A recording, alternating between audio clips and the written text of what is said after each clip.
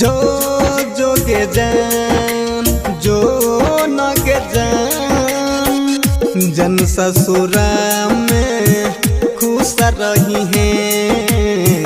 होई तो तकलीफ तो हमसे कही है, हमसे कही है। जान ससुरा में खुश रही है। होई तो तकलीफ तो हमसे कही है। दिल देने छियौ जानू गे कहमी ते जानो दे देबो। दिल देने छियौ जानू गे कहमी ते जानो दे देबो। जानू ससुरा में खुश रही है। होई तो तकलीफ तो हमसे कही है। दिल देने छियौ जानू गे कहमी ते जानो दे देबो। कहमी ते जानो दे देबो। कहमी ते जानो, कहमी ते जानो JMS म्यूजिक स्टूडियो आलमनगर। दे देबो। कहमी ते जानो दे देबो। बचपन के प्यार के पगली एना बिसार गेलही।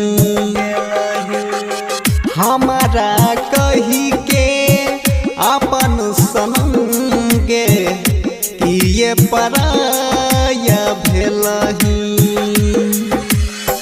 जब तक सांस में रहते सांस गे तोरे ले जीवो मरबो गे।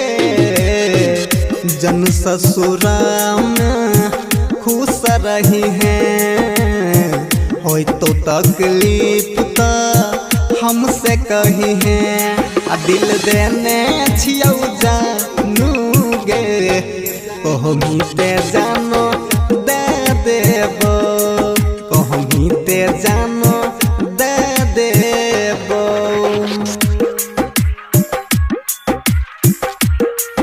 कहमी ते जानो दे देबो। डीजे कंचन आर्या आलमनगर। कहमी ते जानो दे देबो, दे देबो। लिखल न रही हमारा नसीब में चल गेलही दोसर के करीब गे। निराला नीतीश के ठुकराबै छी जानू समझ के यार गरीब गे। भूल के भी तो भूल न पैभी छोड़ के जे हमरा जैभी गे। जन ससुरा में खुश रही है। होई तो तकलीफ तो हमसे कही है। दिल देने छियौ जानू गे कहमी ते